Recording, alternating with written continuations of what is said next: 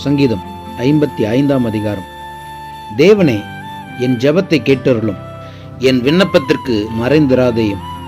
எனக்கு செவி கொடுத்து உத்தரவு அருளி செய்யும். சத்ருவினுடைய கூக்குரலின் நிமித்தமும் துன்மார்க்கர் செய்யும் இடுக்கத்தின் நிமித்தமும் என் தியானத்தில் முறையிடுகிறேன். அவர்கள் என்மேல் பழிசாட்டி குரோதம் கொண்டு என்னை பகைக்கிறார்கள். என் இருதயம் எனக்குள் வியாகுலப்படுகிறது. மரண திகில் என்மேல் விழுந்தது. பயமும் நடுக்கமும் என்னை பிடித்தது. அருக்களிப்பு என்னை மூடிற்று.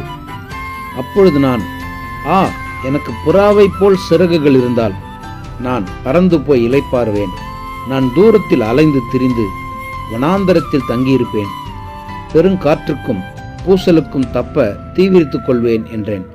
ஆண்டவரே, அவர்களை அழித்து அவர்கள் பாஷையை பிரிந்து போக பண்ணும் கொடுமையையும் சண்டையையும் நகரத்திலே கண்டேன். அவைகள் இரவும் பகலும் அதன் மதில்கள் மேல் சுற்றித் திரிகிறது. அக்கிரமமும் வாதையும் அதன் நடுவில் இருக்கிறது. கேடுபாடுகள் அதன் நடுவில் இருக்கிறது. கொடுமையும் கபடும் அதன் வீதியை விட்டு விலகி போகிறதில்லை. என்னை நிந்தித்தவன் சத்ரு அல்ல, அப்படி இருந்தால் சகிப்பேன். எனக்கு விரோதமாய் பெருமை பாராட்டினவன் என் பகஞ்சன் அல்ல, அப்படி இருந்தால் அவனுக்கு மறைந்திருப்பேன். எனக்கு சமமான மனுஷனும் என் வழிகாட்டியும் என் தோழனுமாகிய நீயே அவன். நாம் ஒருமித்து இன்பமான ஆலோசனை பண்ணி கூட்டத்தோடு தேவாலயத்துக்கு போனோம். மரணம் அவர்களை தொடர்ந்து பிடிப்பதாக. அவர்கள் உயிரோடு பாதாளத்தில் இறங்குவார்களாக.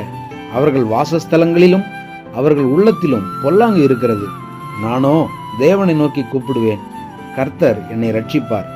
அந்தி சந்தி மத்தியான வேளைகளிலும் நான் தியானம் பண்ணி முறையிடுவேன். அவர் என் சத்தத்தை கேட்பார். திரளான கூட்டமாய் கூடி என்னோடு எதிர்த்தார்கள்.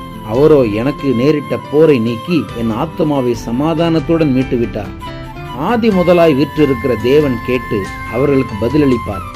அவர்களுக்கு மாறுதல்கள் நேரிடாததினால் அவர்கள் தேவனுக்கு பயப்படாமற் போகிறார்கள். அவன் தன்னோடு சமாதானமாய் இருந்தவர்களுக்கு விரோதமாய் தன் கையை நீட்டி தன் உடன்படிக்கையை மீறி நடந்தான். அவன் வாயின் சொற்கள் வெண்ணெயைப் போல மெதுவானவைகள். அவன் இருதயமோ யுத்தம். அவன் வார்த்தைகள் எண்ணெயிலும் மிருதுவானவைகள்.